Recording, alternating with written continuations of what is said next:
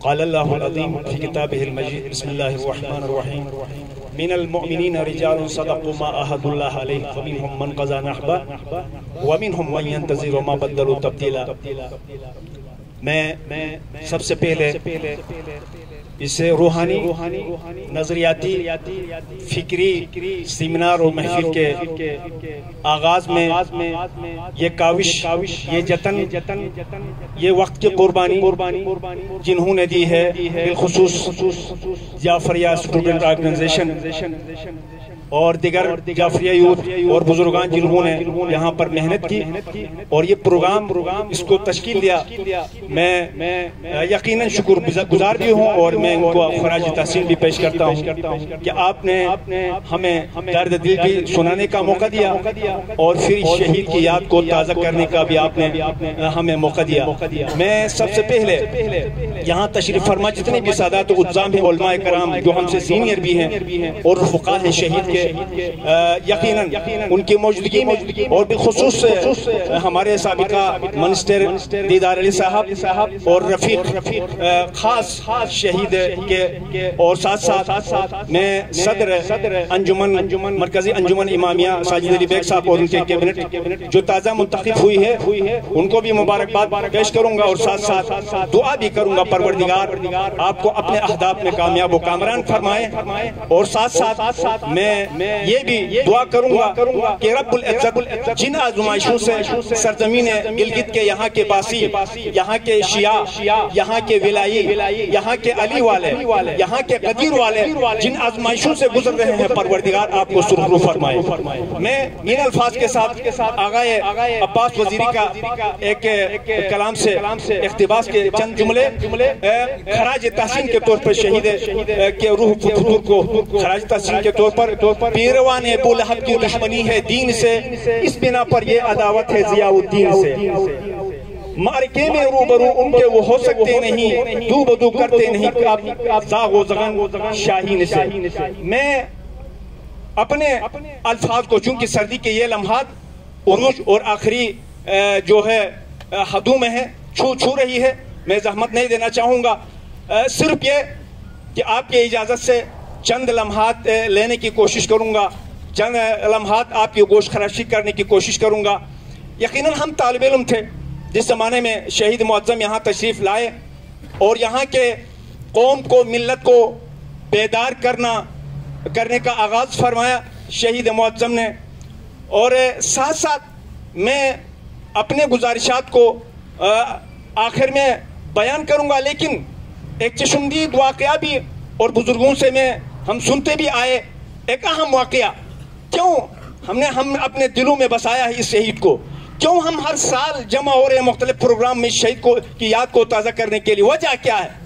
اور جب مجھے یاد ہے یہاں پر میرے سامنے شہید ضیاء الدین رحمت اللہ علیہ اور ان کے باوفا رفقا بزرگ علماء موجود ہیں، کسی زمانے میں جب وہ شہید ہوئے اس سے کچھ عرصہ پہلے ہو سکتا میرے بیان میں کچھ اونچ نیچ ہوگی، اور جو حقائق سے واقف ہے وہ یہاں پر تشریف فرما ہے کہ کہیں سے بلاوا آ گیا کہ ہم آپ سے ملاقات کرنا چاہتے ہیں، تو آغا بھی چاہتے تھے کہ ان سے ملاقات کریں، لیکن اس کے لیے مشاورت انہوں نے اس زمانے کے بطل جلیل شیخ غلام حیدر نجفی سے مشورہ لیا کہ یہ بار بار مجھے کہہ رہے ہیں کہ میں کسی سے ملاقات کروں، میں خود بھی چاہتا ہوں کہ ملاقات کروں، تو آپ کیا فرماتے ہیں، آپ کا کیا مشورہ ہے؟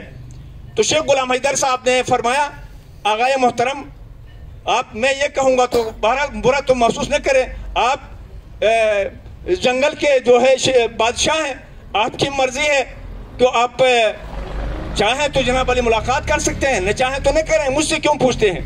آپ مجھ سے نہ پوچھیں، نہیں آپ بتائیں، آپ اس حوالے سے آپ ماہر ہیں، آپ حالات سے آگاہ ہیں، مجھے مشورہ دے دیں۔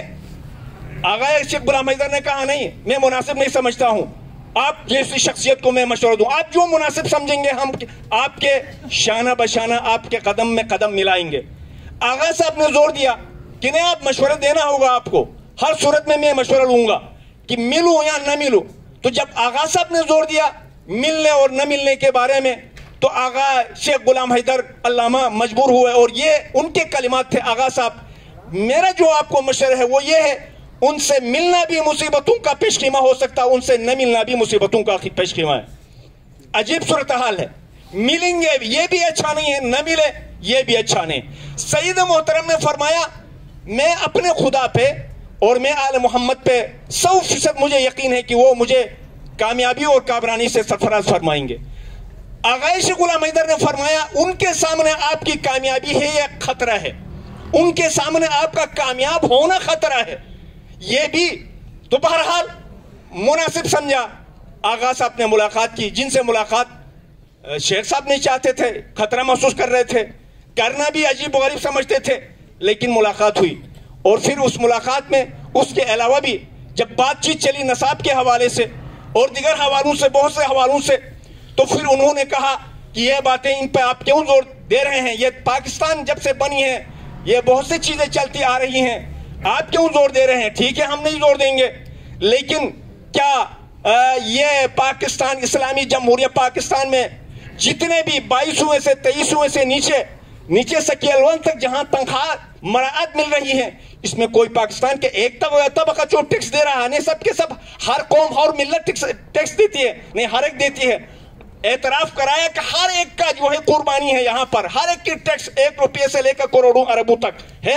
تو پھر آغا صاحب نے تھانوی صاحب کے وہ تفسیر نکالا بغل سے، اور تھانوی صاحب کا تفسیر نکال کے کہا یہ کسے کیوں دیا جا رہا ہے جس کے اوپر جناب علی آپ کا مہر ہے، اور یہ مہر آپ بائی آرڈر دکھا کہہ رہے ہو جناب علی آپ ان کو دے رہے ہو اپنے سپاہیوں کو، یہ پڑھیں، یہ مطالعہ کریں، یہ تفسیر مطالعہ کریں۔ کیا یہ انصاف پر مبنی ہے؟ کیا یہ عدل پر مبنی ہے؟ اگر آپ کو تفسیریں تقسیم کرنا ہے تو اس پاکستان میں بسنے والے تمام ملل اور اقوام کے علماء کی تفسیروں کو تقسیم کرنا چاہیے۔ صرف اکیلے اشرف علی تھانوی یا کوئی اور تھانوی کی تفسیر کیوں آپ تقسیم کر رہے ہیں؟ یہ مرد مجاہد تھے، برملا باطل کے ایوانوں کو لرزانے والی اس شخصیت کا نام سید ضیاء الدین ہے۔ یہ ہے مدلل جواب دیتے ہیں، اور یہاں میں کیوں نہیں جواب دے سکتا ہوں اس طرح؟ میں کیوں سامنے پیش نہیں ہو سکتا ہوں؟ میں کیوں مدلل بات نہیں کر سکتا ہوں؟ میرے ٹانگیں کیوں کانپتی ہیں؟ وجہ یہ ہے ملت تشیع کی یہ تاریخ رہی ہے، چاہے وہ علی بن ابی طالب ہو، چاہے وہ خمینی ہو، چاہے وہ امام خامنائی ہو، چاہے نصر اللہ ہو، ہماری یہ صفت یہی ہے کہ ہم دیگر اقوام کے مقابلے میں علمیت میں بھی پہلے نمبر پر رہے ہیں اور شجاعت میں بھی پہلے نمبر پر رہے ہیں۔ جب تک ہمارے اندر شجاعت نہ ہو، جس طرح حسین کے اندر شجاعت، جس طرح علی کے اندر شجاعت، جس طرح آج کے جناب حسین، آج کا حسن آغا خامنائی ہے، جس طرح وہ شجاعت نہ ہو ہم کسی کے سامنے منہ نہیں کھول سکتے ہیں، مدلل جواب نہیں دے سکتے ہیں۔ میں زیادہ وقت نہیں لوں گا، بہت سے چیزوں میں یہاں پر بزرگان تشریف فرما ہے، اور بدقسمتی یا خوش قسمتی طالب علمی کے زمانے سے آج تک ہم اسی پلیٹ فارم سے وابستہ رہے ہیں، اور میں لاکھ نہیں کروڑوں شکر ادا کرتا ہوں پروردگار کے حضور۔ پروردگار آپ نے ایسی پلیٹ فارم سے ہمیں نوازا، ہمیں مزین فرمایا کہ ہم نے اس پلیٹ فارم کے موجودگی میں ہم نے کسی کو اپنے مولا ماننے کے لیے ہم نے کبھی بھی تسلیم نہیں کیا مولا امیر المومنین۔ ہم مناسب بھی نہیں سمجھتے ہیں۔ جب میں غدیری اس سسٹم کو مان لیا، جب میں نے غدیری سسٹم کو اپنے نظریے سمجھا، جب میں نے غدیری سسٹم کو اپنا فکر سمجھا، تو پھر وہ زیب نہیں دیتا ہے کہ کبھی 3 سال میں نواز شریف کو امیر المومنین مان لوں، کبھی 4 سال جناب علی زرداری کو امیر المومنین مان لوں، کبھی میں اور 3-4 سال میں عمران خان کو جناب امیر المومنین مان لوں۔ یہ نہیں ہو سکتا۔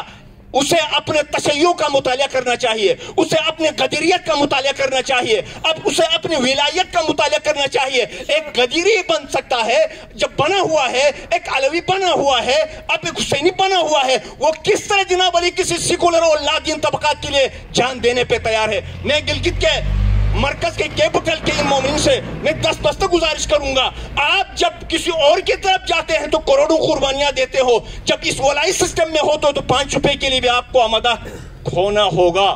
میں اشارے کرتا ہوں، میں تفسیر کا قائل نہیں ہوں، اور مجھے نہ مناسب ہے۔ آپ اگر دنیا کے خاطر راس کل خطیۃ الدنیا، دنیا تمام نجاستوں کی جڑ ہے، جب دنیا کے پیچھے لگیں گے تو پھر ان لادینیت کے لیے ہر قسم کی قربانی کے لیے ہم آمادہ ہوتے ہیں۔ جب ولائی سسٹم میں آتے ہیں تو جناب 5 روپے کے لیے بھی ہم تیار نہیں ہیں۔ اس طرح अक़वाम सुरखरू नहीं हो सकती हैं।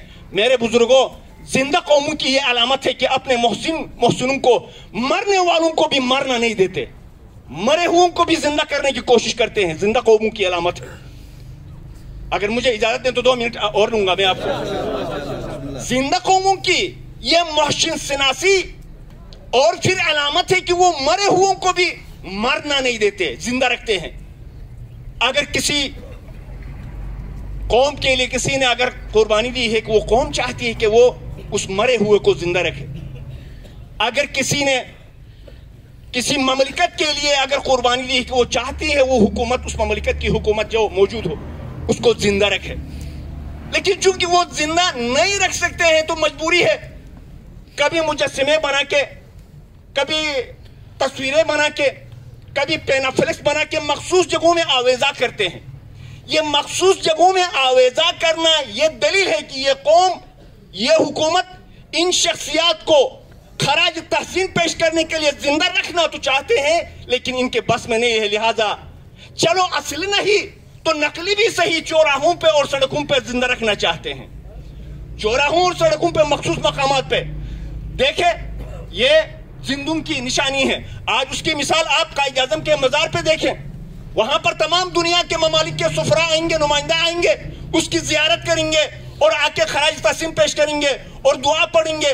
और आप लाहौर में आ जाएं, तस्वुर पाकिस्तान जिसने पेश किया अल्लामा डॉक्टर मोहम्मद इकबाल साहब, और जिंदगी में किसी ने गार्ड ऑफ ऑनर पेश किया नहीं किया मुझे पता नहीं है जिंदगी में, अलबत्ता उसके जाने के बाद उसके मरकत पे गार्ड ऑफ ऑनर पेश होता है। ये क्या है?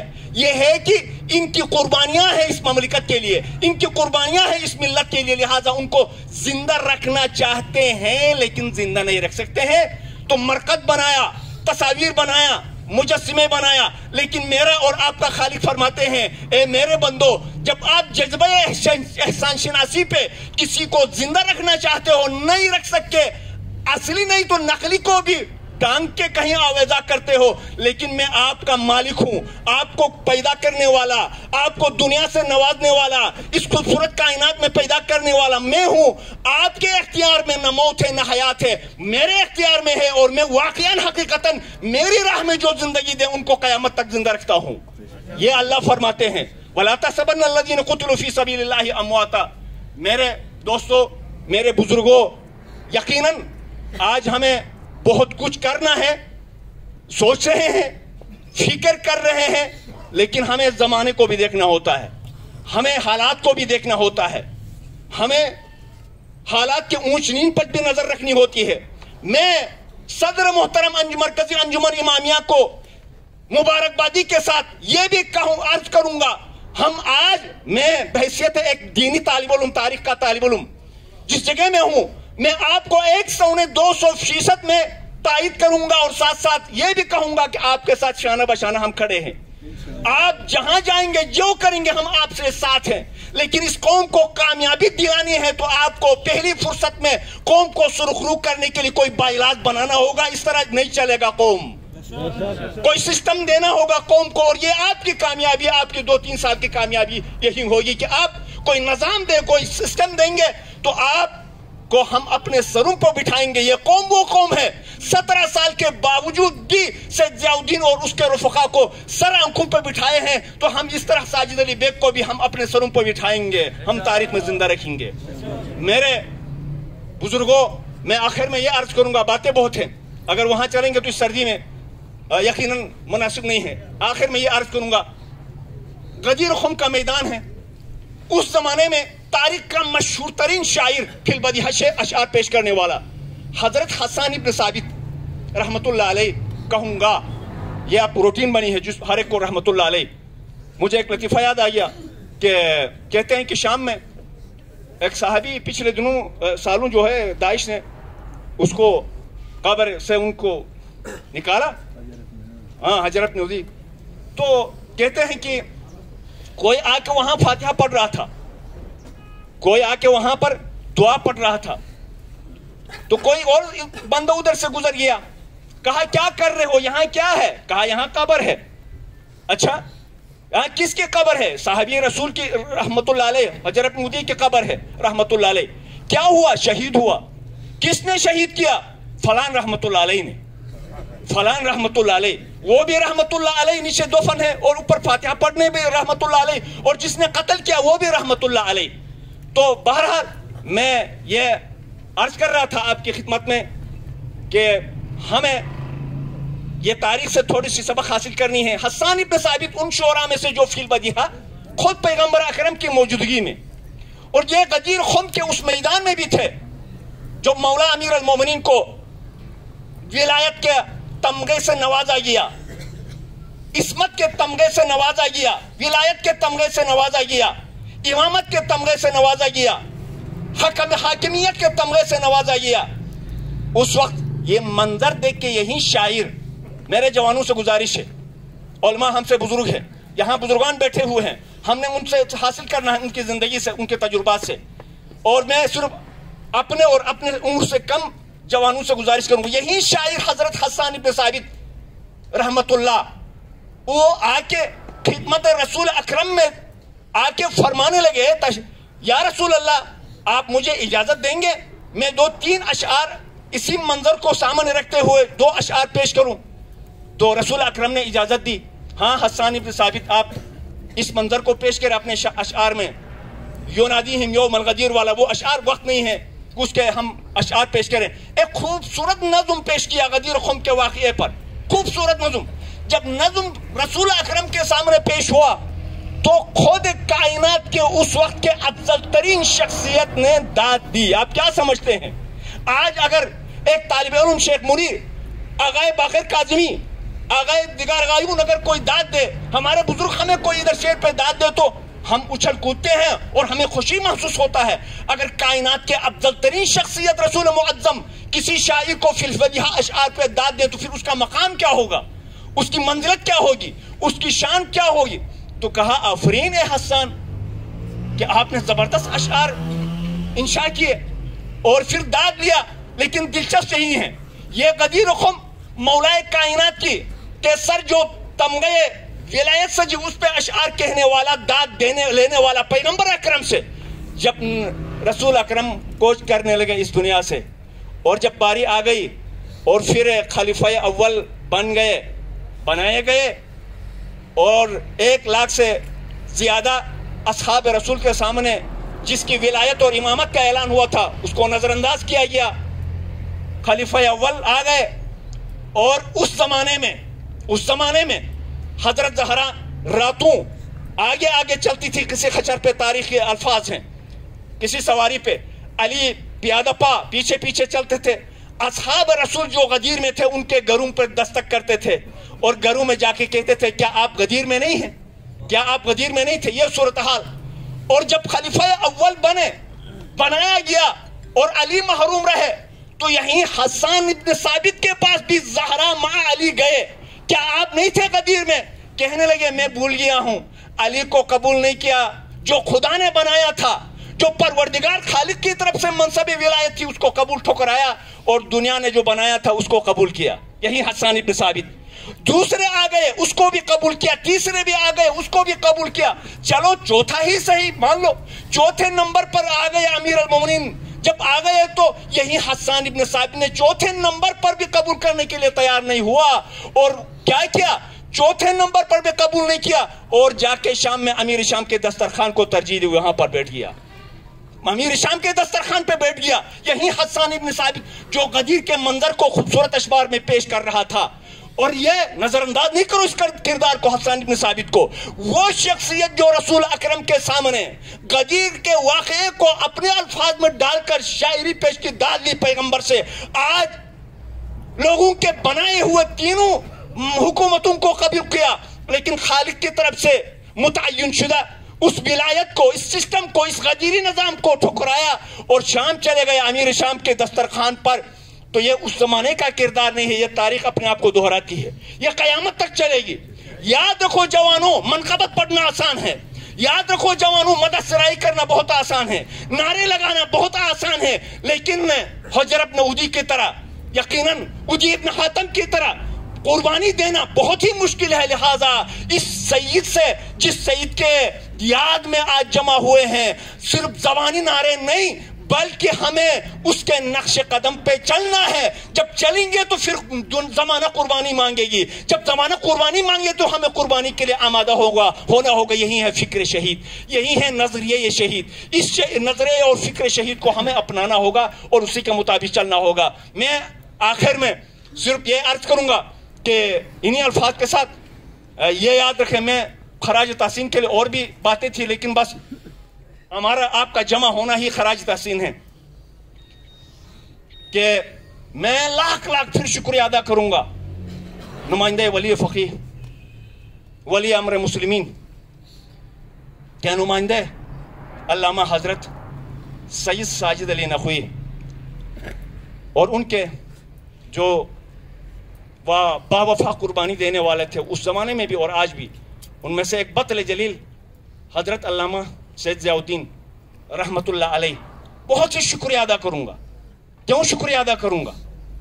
میں نے پہلے بھی بتایا, پھر اس کو دہرا رہا ہوں, عمدن دہرا رہا ہوں کہ میں اس لیے شکریہ ادا کروں گا. اے سید ضیاء الدین, آپ اور آپ کے فکر نے, آپ اور آپ کے سوچ نے ہمیں طاغوتوں کے سامنے جھکنے نہیں دیا آج تک, اور نہ ہم آئندہ کبھی جھکیں گے. ہم آج بھی کسی زید بکر جو بھی نواز شریف کی شکل میں آئے, ہم اس کو ماننے کے لیے تیار نہیں ہیں. ہم کسی زرداری کو ماننے کے لیے تیار نہیں ہیں. ہم کسی عمران کو ماننے کے لیے تیار نہیں ہیں. میں اپنے شین کے مرکزی جامع مسجد میں کہتا ہوں کہ کیا آپ مجھے اجازت دیتے ہیں؟ بعض لوگ کہتے ہیں ہم غیر جانبدار رہنے چاہیے. کیا سب سے زیادہ غیر جانبدار میں نہیں ہوں؟ چاہے وہ تحریک جعفریہ ہو, چاہے وہ تحریک نفاذ فقہ جعفریہ ہو, چاہے وہ اسلامی تحریک ہو, چاہے کوئی اور تحریک کے نام پہ ہم ولایت کے پٹڑی پہ جمع ہیں. اصل غیر جانبدار تو ہمیں کہا جائے. نہ ہم کسی عمران کو مانتے ہیں, نہ ہم کسی زندانی کو مانتے ہیں, نہ ہم کسی شریف کو مانتے ہیں. اگر غیر جانبدار رہنا تو ہماری طرح غیر جانبدار رہو. ہم نے کسی کو قائد اعظم کے منصب پہ کھڑا نہیں کیا زندگی میں, کبھی قائد اعظم نہیں سمجھا کسی کو. ہم نے کسی کو علامہ اقبال نہیں سمجھا ہے. ہم نے, میں جمعے میں بھی میں نے کہا ہے, کیا مجھے زیب دیتا ہے ایک دینی طالب علم میں اپنے اسے کسی شریف کو قائد مان لوں, کسی جناب علی زرداری کو قائد مان لوں, کسی اور جناب علی عمران کو قائد مان لوں؟ میری غیر جانبداری اور میرے لیے یہ کافی ہے کہ میں ہر 3 اور 4 سال بعد جس کو گالیاں دیتا ہوں اس کو مدح سرائی کروں. خدا نہ کرے وہ دن دکھائے مجھے جس کے مدح سرائی کروں, جس کے لیے رطب اللسان ہو جاؤں, جس کے لیے منقبت سرائی کروں. آئندہ 30 دن پھر اسی کو گالیاں دوں گا. خدا نہ کرے. میرے اس سید محترم نے مجھے وہ راستہ دکھایا ہے کہ وہ راستہ دنیا میں بھی سرخرو کرنے والی راستہ ہے اور آخرت میں بھی سرخرو کرنے والی راستہ ہے. میں ان الفاظ کے ساتھ معذرت چاہتا ہوں, میں نے وقت زیادہ ہے. والسلام علیکم ورحمۃ اللہ.